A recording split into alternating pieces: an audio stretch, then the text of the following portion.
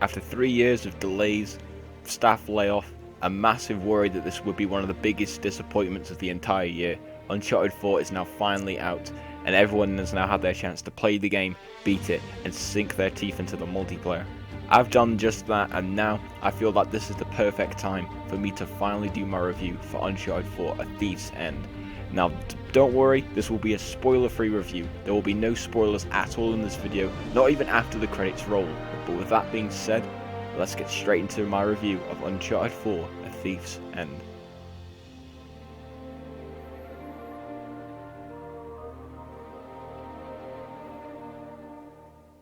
Uncharted 4 takes place 3 years after the events of Uncharted 3. Nate and Elena have now married, settled down, and retired from fortune hunting, having sworn to each other that they wouldn't put their lives at risk again. However, this code is completely broken when Nate's lost long and presumed dead brother, Sam Drake, returns and asks for Nate's help in trying to find Henry Avery's lost treasure, and with that the hidden pirate colony of Libertalia. What follows is easily the best plotline in the entirety of the Uncharted series. Not only does it bring back all of the old characters that we know and love and give reference to others, but the new characters it brings in are also incredibly memorable. Sam Drake became a character that I instantly connected with just after one game, which usually with most characters takes multiple games for you to connect with them, which is an astonishing achievement by Naughty Dog's part. This is also helped by the strong villains that Uncharted 4 has. My biggest criticism with 3 is that the villains were all very weak and just not very intimidating.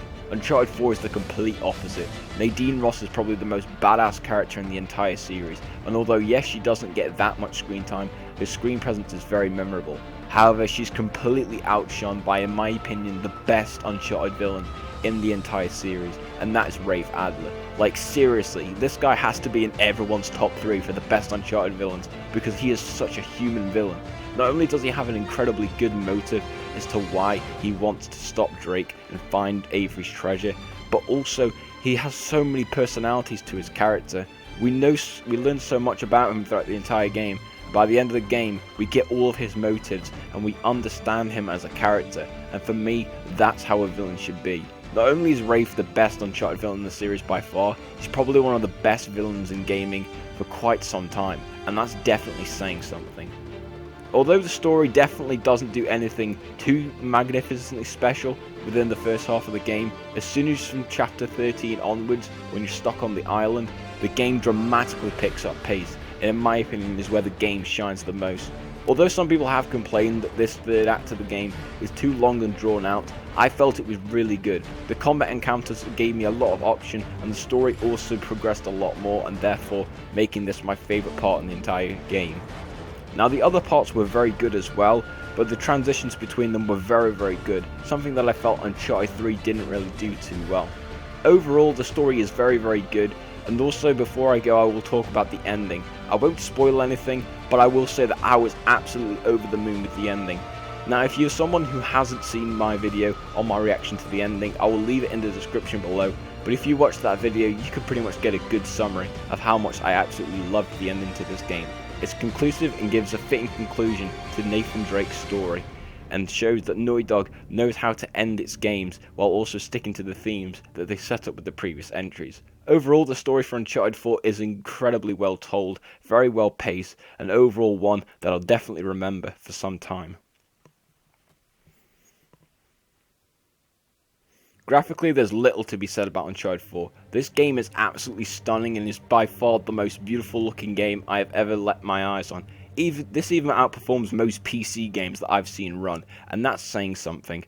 The game is just beautiful, from the field of view to the texture quality to the character models, the fact that your stuff can get muddy and then get washed off straight afterwards. It's incredible. This does all, however, come at the cost of the fact that the game does only run at 30 FPS. However, if you know me very well, you know that I mostly prioritize resolution over frame rate, and considering that I didn't witness any substantial dropped frames throughout my entirety of the campaign, it was not an issue at all. Not only this, but I never ran into any bugs or glitches at all in the main game, and that's astonishing. Considering most launch games now on this console generation can't even launch correctly working, Uncharted 4 definitely does a very good job at how launches should be stable and functional.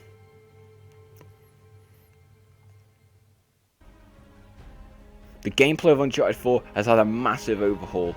For a fourth entry in the series, you would think that the games wouldn't really do anything that big and would rather just try to refine their gameplay elements, kind of similar to what Uncharted 3 attempted to do. However, Uncharted 4 does the complete opposite. Not only does it treat its gameplay well, but also it adds so many new additions that it's unbelievable.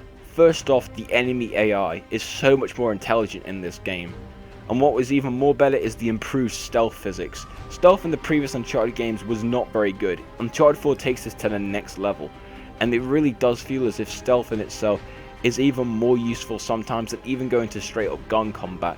You can lose line of sight of enemies, Metal Gear Solid style, and the stealth system in game is just overall much better. Considering that this was originally a third-person shooter and the fact that you can now completely play this like a stealth game is definitely credit on Naughty Dog's work. Another thing that I also loved about the gameplay was how much more open the environments were. In particular, Chapter 10 highlights this the most, where there are sometimes even multiple routes to get to areas. Even on climbing areas, there's multiple pathways you can take to get to one area, and it's quite incredible. The gun combat as well has been much more improved. Guns have a much more variety and also actually have a bit of a kick to them, and they all feel very fun to use. I found myself switching between all of the guns very frequently, and it was very fun to try out all of the new guns that I could unlock for the game. And I can't go without mentioning the grapple log, because oh my god, you will fall in love with this when you get the use of it. It is so fun to use. Another thing that I also found out about Uncharted 4 was how little gun combat there was. Despite this being the longest Uncharted game, you probably kill fewer enemies than you do in any of the other games, which may sound like a bad thing, but it's actually really well paced and very well done. Instead, most of your time in the game will actually be spent climbing the environment and just looking around trying to solve puzzles. I actually preferred this to the previous games because it made me feel like an explorer and not like a mass murderer who murders hundreds of people throughout one game session, which, let's be honest, is pretty much what Nathan Drake does anyway. This was just a much better approach, and also it made me want to treat combat sections a lot better, since I knew it would be a while before my next big encounter would happen. What also makes this good is the fact that the combat sections are so well done that you automatically feel rewarded when you're given a combat section because it's so deserved and well paced throughout. Overall, the gameplay for Uncharted 4 is absolutely amazing, and definitely a step up from the previous entries, and definitely something that we shouldn't just see as a refinement. The Uncharted 4 multiplayer is probably the game's weakest area, but even saying that, it's still not absolutely horrific by any means.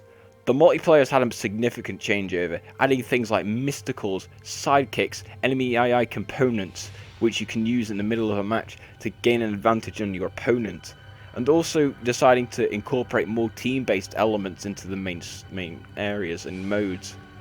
Another thing that I really noticed about Uncharted 4's multiplayer was the amount of customizability that was in the game. From the betas there wasn't that much customizability, but in the full game it's all there. You can add weapon modifiers, change character skins, and also just unlock different variants of guns. It's definitely not as customizable as Uncharted 3, but it's definitely not a bad thing. However, the multiplayer does have some elements that I personally didn't really enjoy myself. First off though, I felt the mysticals were a bit of an unnecessary addition, in particular the Eye of Andra one, which is definitely a bit overpowered for its time. Also, the sidekicks in my opinion aren't really the best of things to have in the game, because let's face it, AI never works in multiplayer games, so why Naughty Dog would include one is beyond me. Also, a little gripe that I also have is that there aren't many modes for the multiplayer. It's amazingly fun to play, but I can easily see myself getting bored after a few months due to the fact that there's only 4 modes at launch. And even worse is the fact that with all the negatives that I mentioned, there's no playlist to not have them. The only way you can not have them is by creating your own custom match, which isn't really great. Hopefully Naughty Dog will patch this later on, and I won't have this as a complaint. Overall, the multiplayer is very fun, but I will dig more in depth into it in another video that I will do. But I will say overall that the multiplayer is very good, and I hope that within the recent months Naughty Dog patches my negatives, and that therefore the multiplayer will become even better than Uncharted 2's. Uncharted 4 took me around 13 hours to beat on my first playthrough of the game on normal difficulty, while I was also trying to find multiple path routes and trying to find a few treasures in the game. This easily makes it the longest out of all the Uncharted games, and considering that there's a bigger playlist this time of trophies for you to get that are completely optional and a lot more fun, I could easily see people playing this campaign for 20 hours plus. The multiplayer tacked on as well can easily extend your playtime to easily over 100 hours, and is definitely a game that you should definitely be getting a lot of worth out of, considering for the money that you'll be paying for it. Overall, Uncharted 4: A Thief's End is the best game in the series, and probably the best game you could buy on a PS4. It's an absolute masterpiece, and although there are some flaws with it, it's just so hard to imagine an action-adventure video game being better than this. We should all applaud Naughty Dog for their work on this game, and the effort that they've put into the Uncharted series. Well done, Nathan Drake. Your story has definitely touched us all. Now it's time for Naughty Dog to work on the next masterpiece game, and for that reason, it deserves its rating of a 10 out of 10.